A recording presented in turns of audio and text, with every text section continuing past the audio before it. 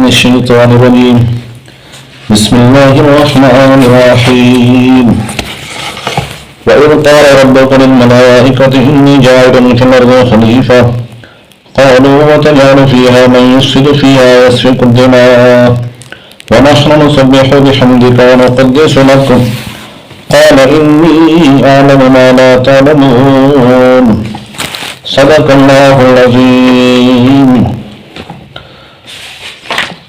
کل میں نے دوستوں کے سامنے سورۃ البقرہ کے 3 رکوعوں کا خلاصہ عرض کیا تھا۔ آج سورۃ البقرہ کے 4تھے رکوع سے خلاصہ شروع کرتا ہوں اللہ رب العزت کی توفیق اور امداد سے۔ وَإِذْ قَالَ رَبُّكَ لِلْمَلَائِكَةِ سے پہلے رکوع کے آخر میں آتا ہے وَهُوَ بِكُلِّ شَيْءٍ عَلِيمٌ ثُمَّ اسْتَوَىٰ إِلَى السَّمَاءِ فَسَوَّاهُنَّ سَبْعَ سَمَاوَاتٍ وَهُوَ بِكُلِّ شَيْءٍ عَلِيمٌ، جس کا خلاصہ یہ ہے کہ سب کچھ کرنے والا بھی اللہ اور سب کچھ جاننے والا بھی اللہ ہے۔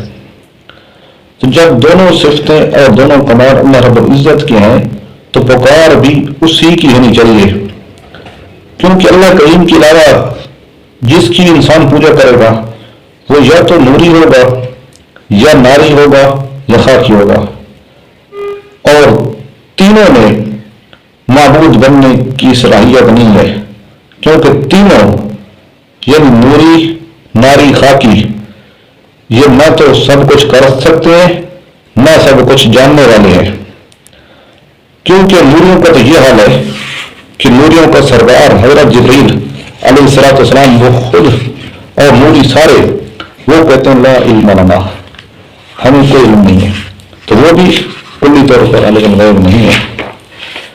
اور ابلیس جنوں کا باپ، اس نے بھی سجدہ سے انکار کر دیا، اللہ کے حکم کا مقابلہ کیا اور اس کو اپنے انجام کا پتہ نہیں تھا، تو وہ بھی عالم الغیب نہیں۔ تو اسی طرح باقی جنات بھی عالم الغیب نہیں، اس لیے وہ بھی پوجا کے لائق نہیں، پکار کے لائق نہیں۔ اور حضرت آدم علیہ السلام پوری انسانیت کے بعد پیغمبر، وہ بھی عالم الغیب نہیں، کیونکہ جب جنت میں سے وہ درخت کھا بیٹھے، درخت کا پھل کھا بیٹھے جس سے منع کیا گیا تھا، بعد میں نادم ہوئے تو توبہ کے کلمات معلوم نہیں تھے، اللہ رب العزت نے توبہ کے کلمات بتائے، تو وہ بھی عالم الغیب نہیں ہوئے۔ جب فرشتے بھی عالم الغیب نہیں، جنات بھی عالم الغیب نہیں اور انسان بھی عالم الغیب نہیں، تو پھر پکار صرف رحمان بھی کرنی چاہیے جو عالم الغیب بھی ہے، سب کچھ جاننے والا ہے اور سب کچھ کرنے والا ہے۔ حضرت آدم علیہ السلام کو توبہ کے کلمات سکھائے، انہوں نے توبہ کی، اللہ پاک نے ان کو اپنا مجتبی اور برگزیدہ بندہ بنا لیا، تو اللہ رب العزت نے باقی اولاد آدم کو بھی یہی حکم فرمایا کہ تم بھی میری ہدایت کی پیروی کرو گے تو جنت جاؤ گے، اور ضد کرو گے، مخالفت کرو گے تو اس کی سزا جہنم ہے۔ اب اللہ کریم نے 5ویں رکوع میں فرمایا یا بنی اسرائیل اذکروا نعمتی اللتی۔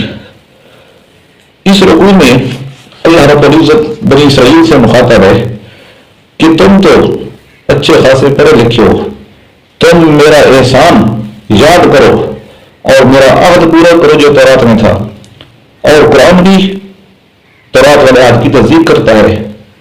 تمہیں اپنی ریاست بھی پڑی ہوئی ہے، ریاست جاتی ہے تو جائے، مگر حق چھپا کر عوام کو گمراہ نہ کرو، خاص کر اللہ رب العزت کو پکارو، دل سے شرک کا خیال نکالو، سیدھے سادے مسلمان بن جاؤ۔ تمہیں اچھی طرح معلوم ہے کہ لوگوں کو نیکی کا کہنا اور خود نہ کرنا کس قدر گناہ ہے، اور لوگوں کو جس طرح بتاتے ہو خود بھی تو کرو، اگر مصائب آئے تو صبر کرو۔ ٹھیک ہے یہ مشکل کام ہے مصائب میں صبر کرنا، لیکن اللہ رب العزت سے دعائیں مانگو، اللہ رب العزت مشکل حل کر دے گا۔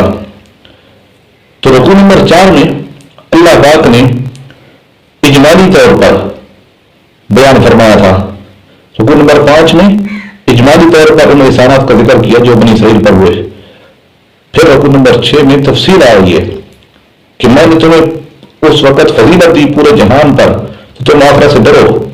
کتنی نعمتیں تم پر میں نے دنیا میں کی ہے. فرعون کی سزا سے تم کو میں نے چھڑایا, تمہاری خاطر باہر کلزم چیرا, فرعون کو غرق کیا, اور 40 راتوں کا وعدہ موسیٰ علیہ السلام سے ہم نے کیا. پھر تم نے بچھڑے کی پوجا کی, کتنا بڑا جرم تھا مگر ہم نے معاف کر دیا. تمہاری ہدایت کے لیے موسیٰ علیہ السلام کو ہم نے تورات بھی دی ہے, اور بچھڑے کی پوجا کی وجہ سے تمہیں قتل کا حکم کیا گیا کہ تم قتل کرو دوسرے کو. پھر ہم نے وہ قتل کا حکم بھی موقوف کر دیا. پھر تم نے دنیا میں اللہ رب العزت کے دیدار کا مطالبہ کیا گستاخانہ, جس کی وجہ سے تم پر بجلی گرا کر تمہیں مار دیا گیا. پھر تمہیں زندہ کیا گیا, حالانکہ عام معمول اللہ رب العزت کا نہیں ہے کہ کسی کو زندہ کر دے, مگر تم نے زندہ کر کے تم پریشان کیا. اور وادی تیہ میں تم پر بادلوں کا سایہ بھی اللہ نے کیا, اور کھانے کو ترم جبین اور بٹیرے اللہ رب العزت نے اتارے, مگر تم نے اللہ رب العزت کے حکموں کی مخالفت کی تو اپنا نقصان کیا. اللہ کا کیا بگاڑا. جہاد کا حکم اللہ رب العزت نے فرمایا کہ بیت المقدس میں جاؤ, جہاد کر کے جاؤ بیت المقدس میں, اور مسجد کے دروازے سے سجدہ کر کے داخل ہو, اور دعا کرنا کہ ہمارے گناہ معاف کر. مگر تم نے کہا حتتن کی بجائے حنتتن, جس کی وجہ سے تم پر اللہ نے سزا نازل کی ہے. 6 رکوعوں تک خلاصہ ہو گیا, باقی انشاءاللہ اگلے درس میں کریں گے.